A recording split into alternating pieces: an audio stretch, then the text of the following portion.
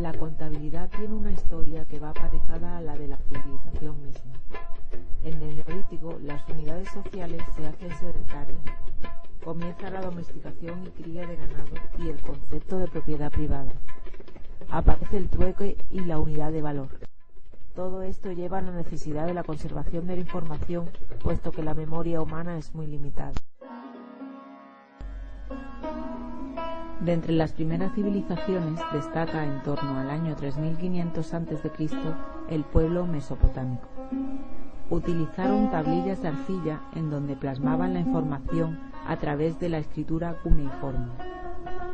El famoso Código de Hammurabi, promulgado aproximadamente en el año 1700 a.C., contenía leyes penales, normas civiles y de comercio. La costumbre de insertar las planchas cerámicas en una varilla, los ábacos, siguiendo un orden cronológico, creó verdaderos libros de contabilidad. En Egipto, el instrumento material utilizado habitualmente para realizar la escritura era el papiro. Se han conservado ejemplares de libros auxiliares y definitivos, así como de balances periódicos. Los escribas, especializados en llevar las cuentas de los templos del Estado y de los grandes señores, llegaron a constituir un cuerpo técnico numeroso y bien considerado socialmente. Los primeros bancos griegos fueron algunos templos. Se emitían cheques y transferencias de fondos, y existían libros de contabilidad, tales como el diario, efeméricas y el libro de cuentas de clientes. Atenas poseía en el siglo IV a.C. un tribunal de cuentas, y la contabilidad se usaba como prueba judicial dada la pulcritud como era llevada. El genio organizador durante la época romana se manifestó también en la minuciosidad con que se llevaban sus cuentas. Llegaron a perfeccionar sus libros de contabilidad de tal manera que algunos historiadores han creído ver en ellos un primer desarrollo del principio de la partida doble. En Roma, todo jefe de familia asentaba diariamente sus ingresos y gastos en un libro llamado adversario, el cual era un borrador, ya que mensualmente los transcribía con sumo cuidado en otro libro, el Codex o Tubular, en el cual a un lado estaban los ingresos o acceptum y al otro los gastos o expensum, que reproducía fielmente el estado de la caja o arca, el Codex Accepti et Expensi.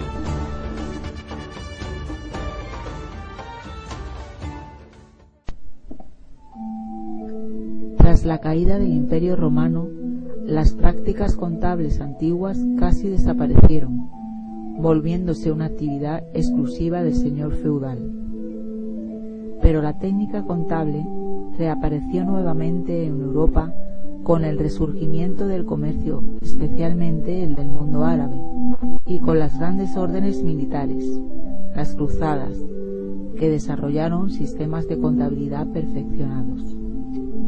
Cabe destacar también en esta época la Liga Hanseática, que desarrolló con profecía la contabilidad del factor. En la Italia del siglo VIII, las ciudades más importantes fueron Florencia, Venecia y Génova.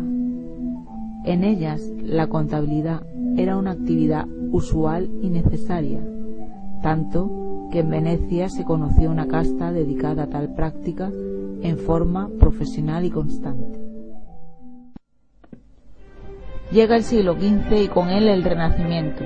Son fundamentales dos grandes acontecimientos: la generalización de los números arábigos y la imprenta, que harían entrar a la contabilidad, al igual que a las otras ciencias, en una etapa de divulgación. Data de esa época el libro de la Mercatura e del Mercanti Perfectum, cuyo autor fue Benedetto Cotrugli Rangio. El libro, aunque toca la contabilidad brevemente, explica de una manera muy clara la identidad de lo que hoy conocemos como la partida doble. Posiblemente la falta de difusión del libro de Cotrugli se debió a que en su época las técnicas contables eran consideradas secreto de oficio. Sin embargo, es Fray Luca Pacioli, considerado el padre de la contabilidad moderna, el primero que se atrevió a romper este secreto gremial celosamente guardado, publicando en 1494 su libro Summa Arithmetica. Se refiere al método contable que se conoció desde entonces como a la veneciana. Se puede decir que este es el origen de los libros Diario y Mayor. Después de Pacioli hay un periodo de 300 años en el que se desarrollan y divulgan los postulados de la partida doble, en la mayoría de los casos simples adaptaciones de la del franciscano. Comienza la Revolución Industrial. Adam Smith y David Ricardo definen la doctrina del liberalismo, y ello propicia un giro radical en la disciplina contable, modificándose en fondo y forma. Empiezan a crearse escuelas, destacando entre otras la contista, la personalista, del valor, la abstracta, la jurídica y la positivista, tendentes a solucionar problemas relacionados con precios y la unidad de medida de valor, y apareciendo conceptos referidos a depreciaciones, amortizaciones, reservas, fondos, etc. En el siglo XIX, al cobrar auge las sociedades mercantiles, se hace patente la necesidad de regular el crecimiento de las compañías. España es el primer país que, a través de la Ordenanza de Bilbao, convierte las partidas dobles en el método único obligatorio de registro contable, y en 1885 se crea el Código de Comercio Español.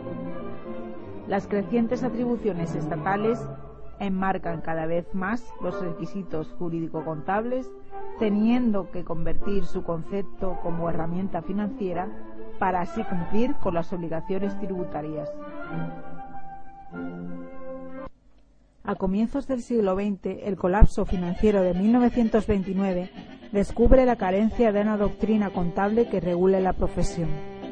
Aprendiendo de este nefasto acontecimiento, en Estados Unidos se creó la Securities and Exchange Commission, cuyos objetivos principales eran la evaluación de la situación y el fomento del claro funcionamiento de las empresas. De allí surgieron los primeros principios de contabilidad, vigentes aún muchos de ellos, otros con modificaciones. La aparición del ordenador ha reforzado el papel de la contabilidad, puesto que permite la facilitación de los procedimientos de registro, hasta entonces manuales, proporcionando mayor volumen de operaciones y unas fuentes de datos más rápidas, actuales y precisas. Actualmente, como respuesta a la economía globalizada, las nuevas exigencias tecnológicas y el ambiente competitivo, se hace necesario unificar la información contable con el objeto de lograr su armonización internacional y fomentar los principios de fiabilidad y relevancia. Quizás los campos con mayor proyección de futuro para el contable estén en la contabilidad del medio ambiente y la calidad.